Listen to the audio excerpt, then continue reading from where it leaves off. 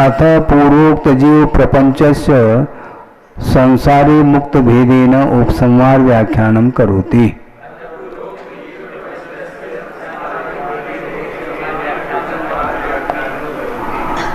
अब पूर्व में जो कहा हुआ है जीव का कथन जो विस्तार के साथ किया है उसी का यहाँ पर संसारी और मुक्त के भेद से उपसंहार के रूप में व्याख्यान किया जा रहा है।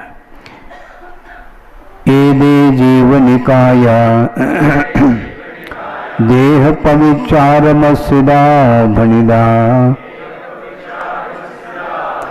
देह विहूना सिद्धा भव्वा संसारिणो अभव्वायो। ये जितने भी जीवों का जो समूह है वह देह के माध्यम से ही उनकी क्रियाएं आश्रित होती हैं। संसार दशा में जो भी जीव हैं उनकी प्रवृत्ति के लिए देह का होना अनिवार्य है। शरीर के माध्यम से प्रवृत्ति का आश्रय लेने वाले जो जीव हैं वे संसारी हुआ करते हैं। देह विहूना सिद्धा, देह अर्थात शरीर से जो रहित होते हैं वे सिद्ध कहलाते हैं। और भव्वा संसारिणो अभव्वाय, जो संसारी जीव हैं उसमें भव्य भी हैं और अभव्य भी हैं, ऐसा इसका अर्थ है। एते जीव निकाया निश्चयेन शुद्धात्म स्वरूप आश्रिता। ये जितने भी जीव हैं भले संसार में रहें फिर भी निश्चय ने की विवक्षा से और शुद्ध आत्मा के स्वरूप के आश्रित हैं। ये निश्चय ने की विवक्षा से कथन किया जा रहा है। नए का आलम्बन लेकर के कथन करने का आशय ये नहीं लेना चाहिए कि हम शुद्ध आत्मा के आश्रित हो गए। शुद्ध आत्मा के स्वरूप के आश्रित हैं संसारी जीव। ये निषुद्ध निश्चय की विवक्षा से कथन किया जा रहा है। उस रूप परिणाम नहीं कर रहे हैं अपन। कहा है ना शुद्ध आत्मा के स्वरूप के आश्रित हम हैं। तो अभी हम हैं तो हम क्या शुद्ध नहीं का आलम्बन लेकर के जब आप परिणमन करेंगे उस समय शुद्ध आत्मा के स्वरूप के आश्रित आप रहेंगे, ऐसा कहा जाएगा। अभी वर्तमान में कहने का आशय इतना ही है क्योंकि प्रत्येक यदि जीव भव्य है उसके अंदर शुद्धात्म तत्व शुद्ध परमात्म तत्व शक्ति के रूप में है। यदि वह सारे सत असत विकल्पों को छोड़ करके शुद्ध आत्मा का आश्रय लेकर के यदि वह साधना करेगा तो वह मुक्त हो सकता है, शरीर से दूर हो सकता है, शरीर से अतीत हो सकता है। अभी इसके शुद्ध आत्मा के आश्रित निश्चय के अपेक्षा से होते हुए भी व्यवहारेण कर्म जनित देह प्रविचार आश्रिता फणिता। व्यवहार नहीं के अपेक्षा से कर्म के उदय से उत्पन्न जो शरीर है उस शरीर के द्वारा ही वह प्रवृत्ति कर रहा है। शरीर के माध्यम से प्रवृत्ति के आश्रित वह जीव है। हाँ, आपकी जो प्रवृत्ति होगी वह शरीर के आश्रित आपकी प्रवृत्ति होगी। इसलिए व्यवहार नहीं के अपेक्षा से वह संसारी है। वैसे देखा जाए निश्चय का आलम्बन यदि हम लेते हैं उस समय मोक्ष और संसार दोनों विकल्प समाप्त हो जाएंगे। मुक्ति भी वस्तुतः क्या वस्तु है मैं बताऊं, निश्चय की अपेक्षा से कहा सापेक्ष कथन है। वस्तुतः ये सारे विकल्प नयों का विकल्प है और नयों के विकल्पों से जो ऊपर उठा हुआ है वह अपने आप में न मुक्त है न संसारी है। तो कैसा है, जैसा है वैसा है। क्या निरपेक्ष है नहीं,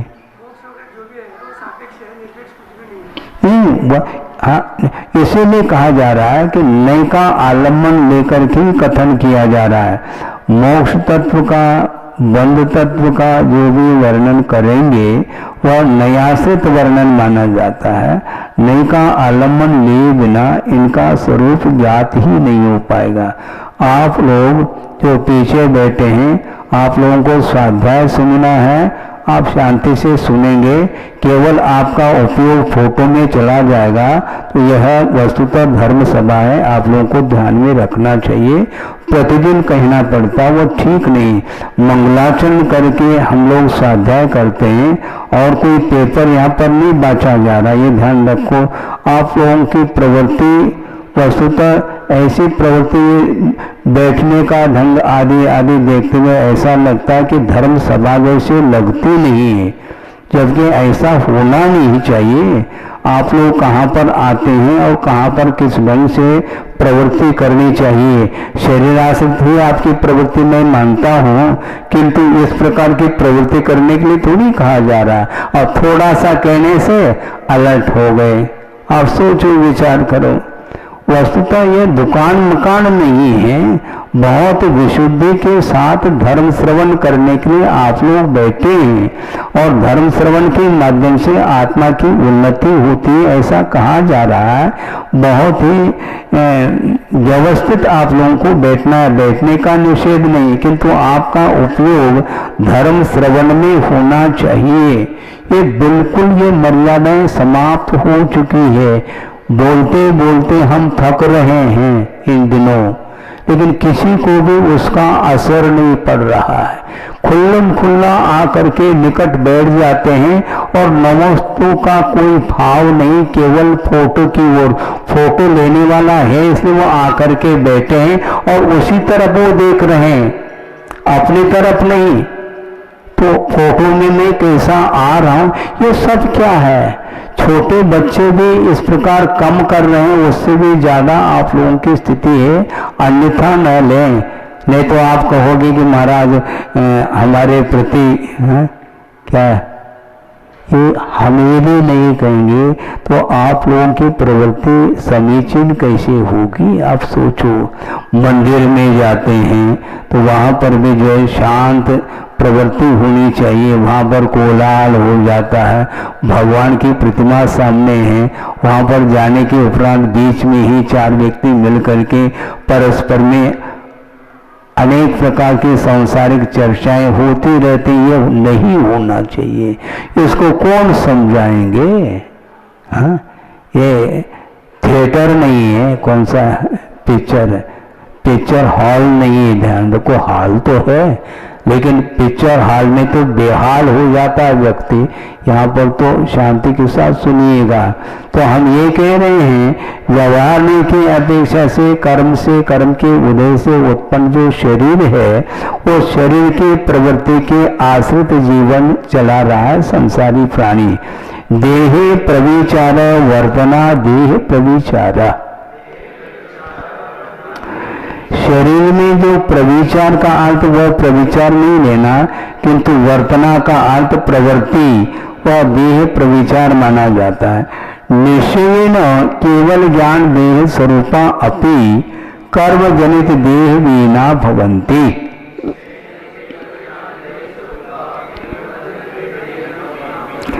निश्चय की अपेक्षा से केवल ज्ञान रूपी शरीर स्वरूप वाले हैं। देखो, शरीर के प्रति आपका लगाव है तो कोई बाधा नहीं। केवल ज्ञान देह स्वरूपा, ज्ञान शरीरी, सड़ालाकार भी यही कहना चाह रहे हैं। ज्ञान शरीरी त्रिविध कर्ममल वर्जित शुद्ध महंता, ये पंक्ति पढ़ने को मिलती है। इसका अर्थ भी यही है, ज्ञान रूपी शरीर को धारण किए हुए हैं कौन? शुद्ध परमेष्ठी। केवल ज्ञान रूपी देह स्वरूप वाले होते हुए भी कर्म जनित देह से देह विहीना भवंती। कर्म से उत्पन्न जो शरीर है वो शरीर से रहित होते हैं कौन? ते के शुद्धात्मोपलब्धि युक्ता शुद्धा। शुद्ध आत्मा की उपलब्धि से युक्त जो होते हैं वे शुद्ध परमेष्ठी माने जाते हैं। ये स्वरूप तो देखो, पढ़ो, आत्मा का क्या स्वरूप है? शरीरातीत है आत्म तत्व, ये ध्यान रखें। आप फोटो लेना चाहो तो आत्मा की फोटो ले लो, हजारों ले लो, हमें कोई बाधा नहीं, लेकिन वह आत्मा कैमरे में नहीं आ सकती, ये ध्यान रखो। अब भविष्य में नहीं कहना चाहिए, कहना नहीं पड़ना चाहिए, लेकिन महाराज हम चलेंगे दूसरे आएंगे तो कहना तो पड़ेगा आपको, क्या कर सकते हैं, करते तो करना ही पड़ेगा। तो ये है संसारिणस्तु भव्या अभव्याश्च। संसारी जीव भव्य और अभव्य के रूप में होते हैं। तथा केवल ज्ञानादि गुण व्यक्ति रूपा या शुद्धि तस्याः शक्ति भव्यत्वं भन्यते।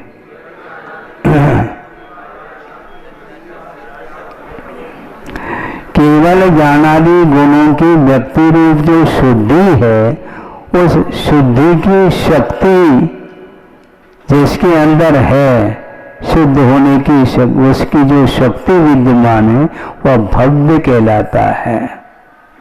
केवल ज्ञानादि गुणों की व्यक्ति रूप जो व्यक्त होने रूप जो शुद्धि है, वह उसकी जो शक्ति जिसके अंदर है वह भव्य कहलाता है। अर्थ यह है कि रत्नत्रय को प्राप्त करने की शक्ति जिसके अंदर है, अभिव्यक्त करने की शक्ति जिसके अंदर है, वह भव्य कहलाता है। तद विपरीतम अभव्यत्वम, उससे ठीक विपरीत अभव्य जीव माना जाता है।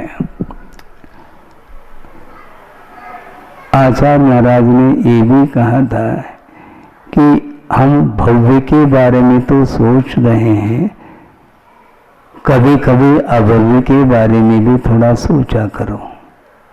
आखिर वह भी जीव है, किंतु उसकी ऐसी परिणति है कि वह संसार से ऊपर नहीं उठ सकता।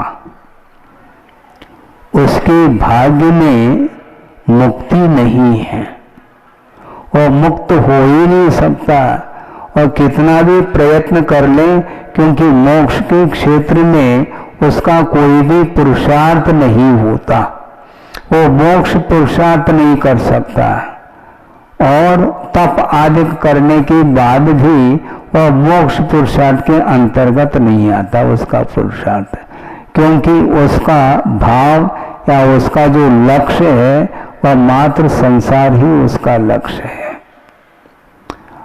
त्याग किसको बोलते हैं? त्याग किसको बोलते हैं?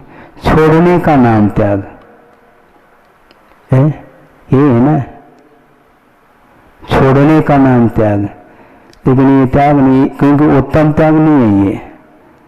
छोड़ने का नाम त्याग कहोगे तो कोई भी छोड़ देगा, हाँ, छोड़ने का नाम त्याग नहीं,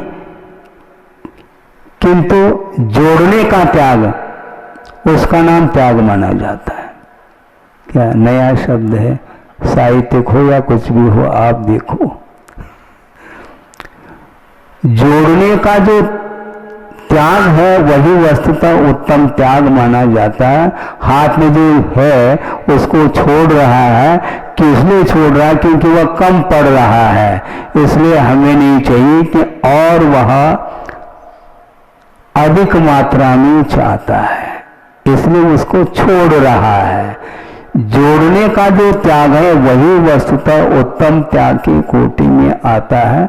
बाकी ऐसे छोड़ने वाले तो बहुत छोड़ते हैं, क्योंकि मान लो आपने वस्त्र, पैंट शर्ट जो भी जिसके जैसे पोशाक है वो पहन लिए हैं, पहनने के उपरांत जब वह जीर्ण शीर्ण हो जाता है, फटने को हो जाता है, तो उसको आप अलग कर देते हैं, यह भी त्यागी माना जाता है ना।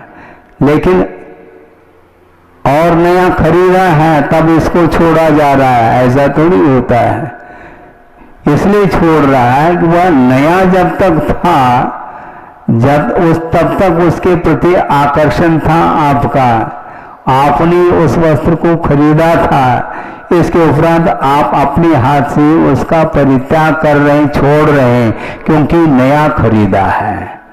तो जोड़ने का त्याग करो, तब तो हम उत्तम त्याग मानेंगे। ऐसा थोड़ी होता है।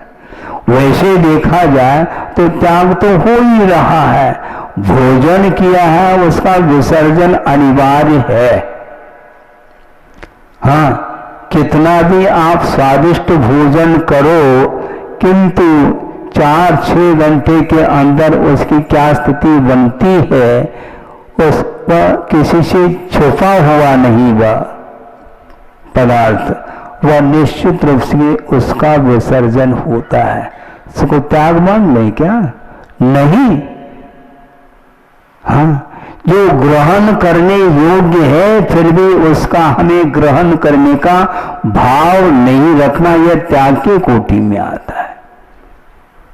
इसके अलावा त्याग का कोई स्वरूप है ही नहीं। जो ग्रहण करने योग्य नहीं है उसके त्याग का भी विकल्प नहीं, अपने आप ही वह त्यक्त है, वो छूटा हुआ है। उसको छोड़ने का भी विकल्प नहीं, अपने आप को छूटेगा और रुकेगा नहीं, वह परिणमन है उसका। देह के आश्रित जो भी वस्तु आ जाते हैं वो सारे सारे छोड़ने योग्य हो जाते हैं कालांतर में जाकर के।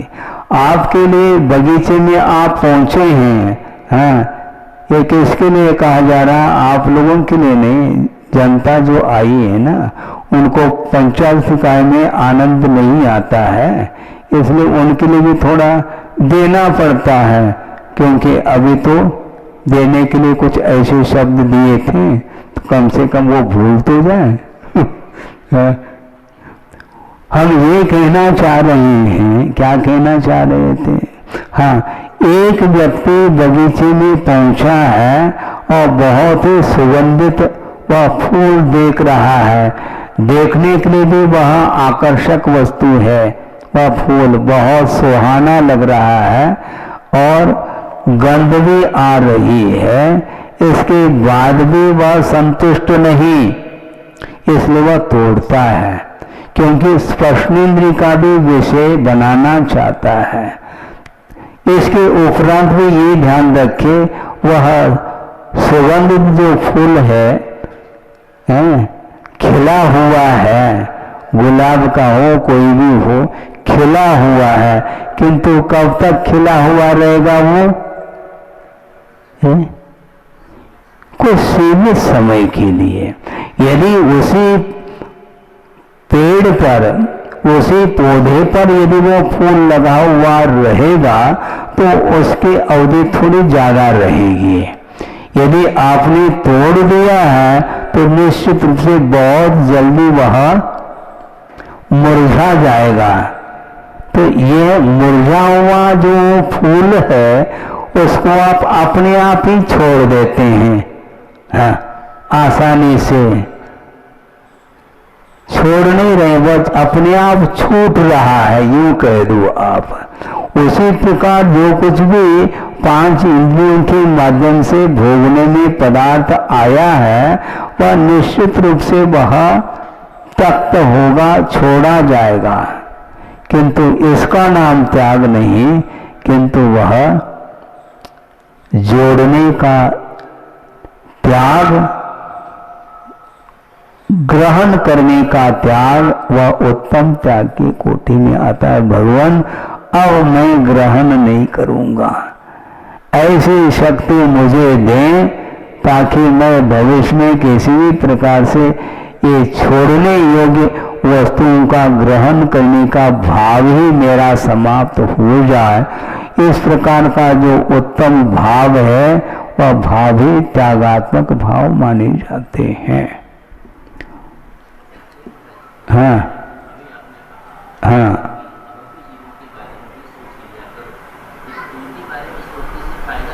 फायदा कुछ नहीं है, लाभ ही है।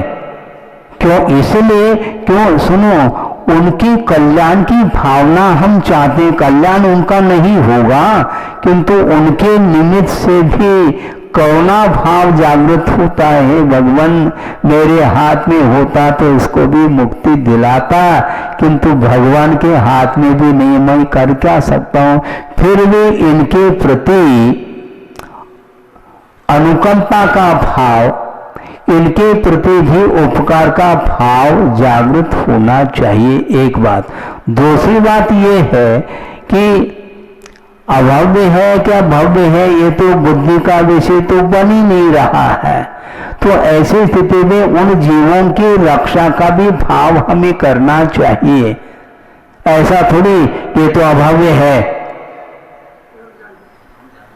हाँ जानते नहीं है, तो प्राणी मात्र के प्रति मैत्री भाव रखने के लिए कहा है। ऐसा कहीं भी आगम में नहीं लिखा है जो अभव्य जीव है उनके प्रति मैत्री भाव नहीं, और जो भव्य जीव है उनके प्रति मैत्री भाव रखो। तो द्वेष नहीं रखना, तो इसका अर्थ क्या, क्योंकि अपाय विषय धर्म ध्यान करो, सुखी रहे सब जीव जगत के, इस पंक्ति को निकाल दो। क्योंकि जीव जगत के ऐसा कहा, उसमें भव्य अभव्य दोनों शामिल है, तो उनके सुख की कामना नहीं करोगे क्या। हर चीज में तर्क के लिए स्थान नहीं, ये ध्यान रखे। सामान्य रूप से प्राणी मात्र के कल्याण के प्रति भावना यदि नहीं रखेंगे तो क्या रखेंगे, हमारी बुद्धि का विषय बनेगा क्या। आगम के माध्यम से ये कहा जा रहा है इस तीन लोक में मात्र भव्य ही है ऐसा नहीं, किंतु अभव्य भी हैं जिनकी संख्या भी मेरे ख्याल से युक्तानंत प्रमाण उसकी संख्या आती है। ऐसे भी ये अनंत जीव हैं, देखो उनके भाग्य में मुक्ति नहीं है, उनका भी कल्याण होता तो अच्छा था।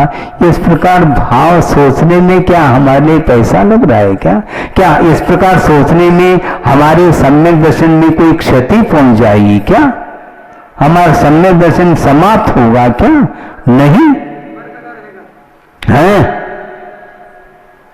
हो तो बरकरार रहेगा, नहीं तो ओम शांति है, हाँ? तो इसीलिए ऐसा नहीं, सबके प्रति कल्याण का भाव रखना चाहिए। होना और नहीं होना उसके उपादान के ऊपर निर्धारित है।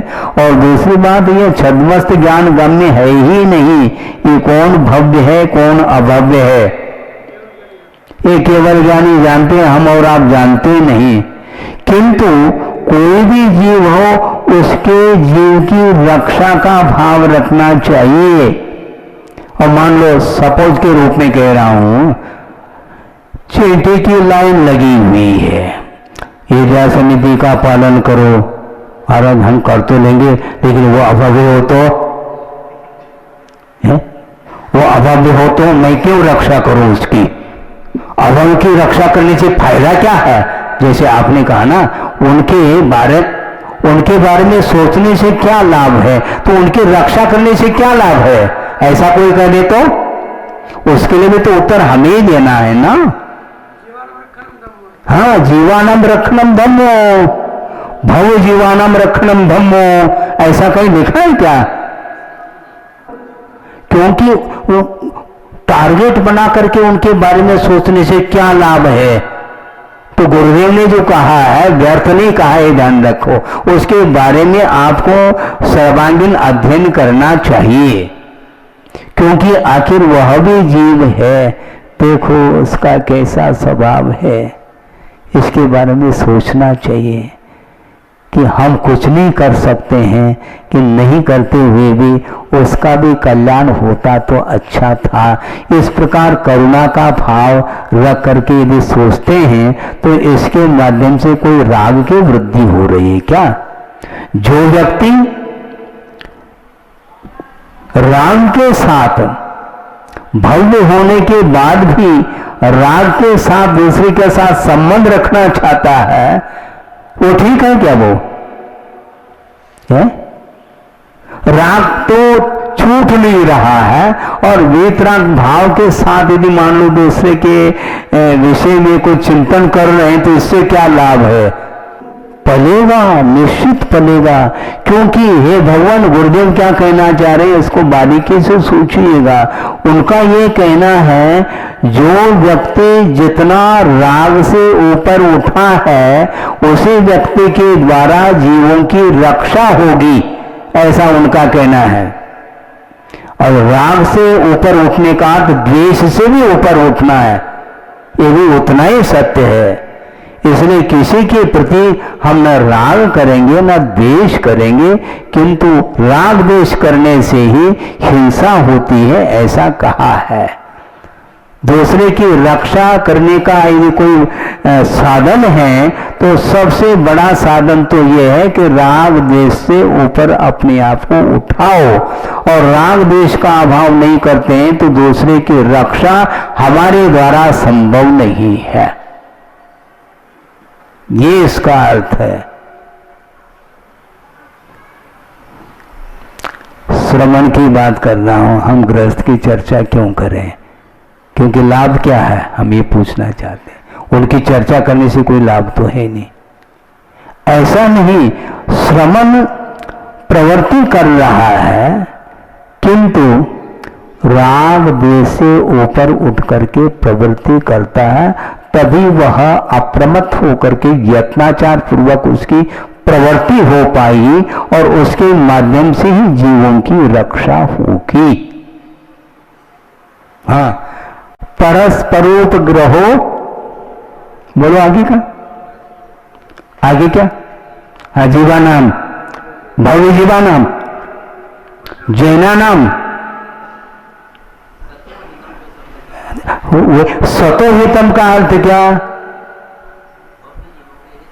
अरे भैया आप समझो तो बात को, वो तो मुख्य तो है, किंतु वस्तुतः भव्य जीवों का कल्याण करना भी बहुत कठिन हो रहा है आज के जमाने में।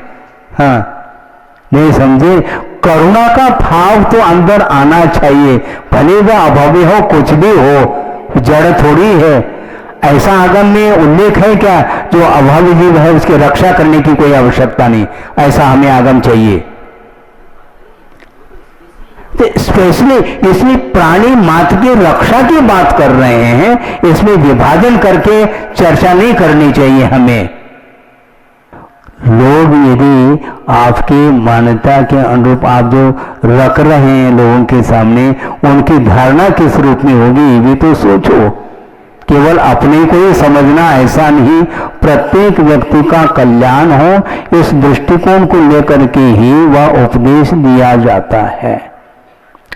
हित का उपदेश दियो, जो हित चाहता है उसके लिए उपदेश दियो, ये भी कहा है।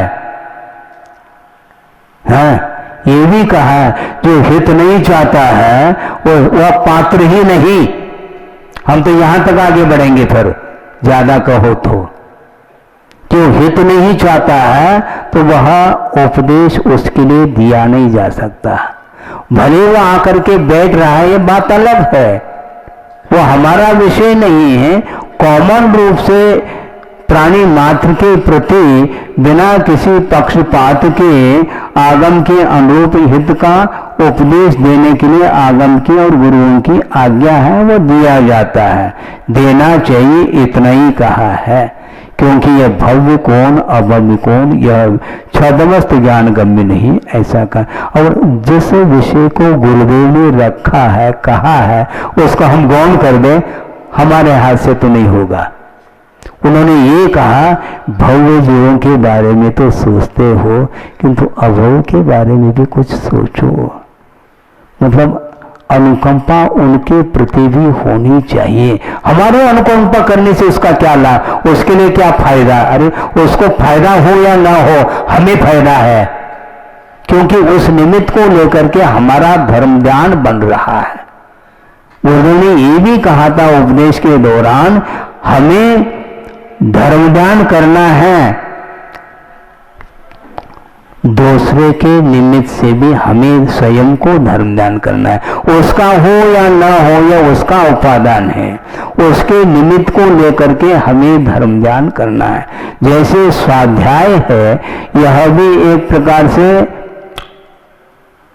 स्वाध्याय के जो 5 भेद गिनाए हैं, तो धर्मोपदेश रूप यह भी एक स्वाध्याय है, और हम स्वयं अपने लिए स्वाध्याय कर रहे हैं।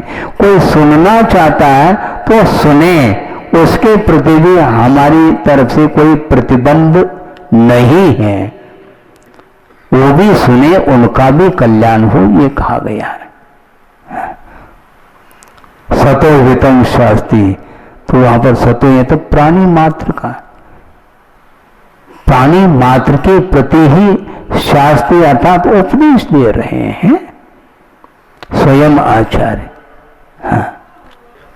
क्या तद्विपरीतम अभव्यत्वम किंवत, उदाहरण दे रहे हैं, पाक्या पाक्यम उद्गवत, पाक्या पाक्य मुद्गवत, पकने योग्य और नहीं पकने योग्य मूंग है उसके समान, अथवा सुवर्णेतर पाषाणवत वा, एक स्वर्ण पाषाण है, एक अंध पाषाण है, अर्थात उसमें से स्वर्ण निकाला नहीं जा सकता, उस पाषाण में से स्वर्ण को पृथक नहीं किया जा सकता, उसको इतर पाषाणवत ऐसा कहा। और स्वर्ण पाषाण जिसमें से वह स्वर्ण निकाला जा सकता है, शक्ति तो सबके अंदर है, किंतु एक से एक स्वर्ण पाषाण में से स्वर्ण को निकाला जा सकता, निकालते हैं, और जिसमें है तो किंतु निकालने के लिए कोई प्रक्रिया नहीं है। शुद्धि शक्ति या असौ सम्यक ग्रहण काले व्यक्तिम आसादयति,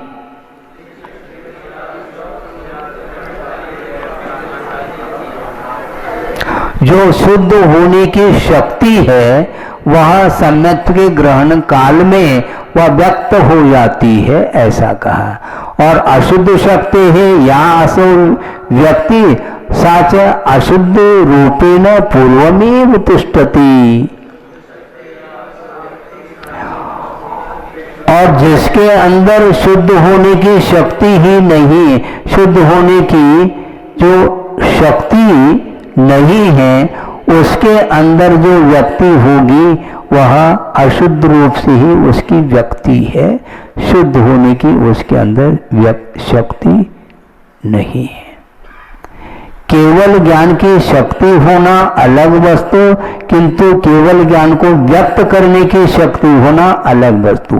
व्यक्त करने की शक्ति जिसके अंदर है वह अपने आप में भव्य माना जाता है, और व्यक्त करने की शक्ति जिसके अंदर नहीं वह भव्य है।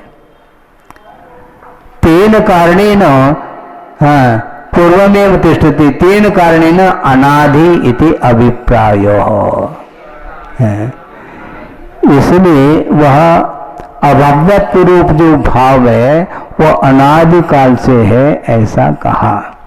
भव्यत्व रूप जो भाव है वह अनादि शांत है, क्योंकि वह सिद्ध होने के उपरांत भव्यत्व भाव का अभाव उसी समय हो जाता है, किंतु अभव्यत्व रूप जो भाव है, जो पारिणामिक भाव, वह अनादि अनंत के रूप में विद्यमान रहता है।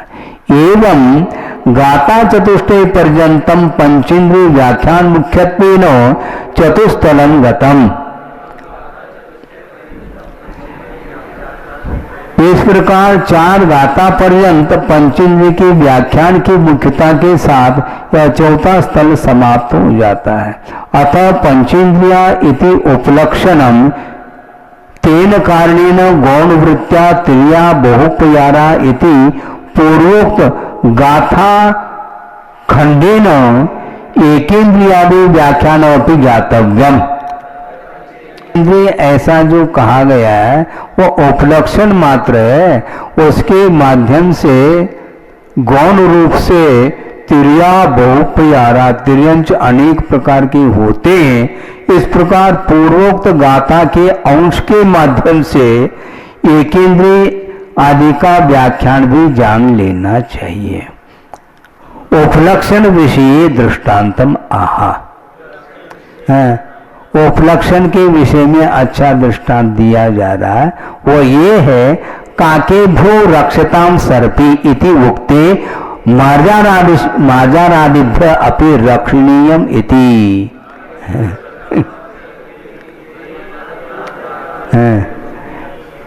उपलक्षण का अर्थ बताया जा रहा है, घी की रक्षा करो, किससे? कौओं से। तो बिलावादी से आपने थोड़ी कहा।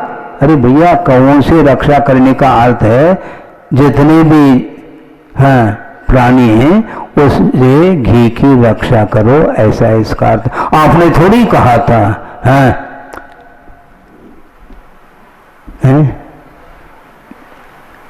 भव्य की रक्षा करो, आपने थोड़ी कहा था अभव्य की रक्षा करो। अरे भैया, उपलक्षण है, अभव्य की भी रक्षा करो, क्योंकि वो भी जीव है, उसकी हिंसा, उसका घात यदि मेरे द्वारा होगा तो निश्चित रूप से अनर्थ हो जाएगा।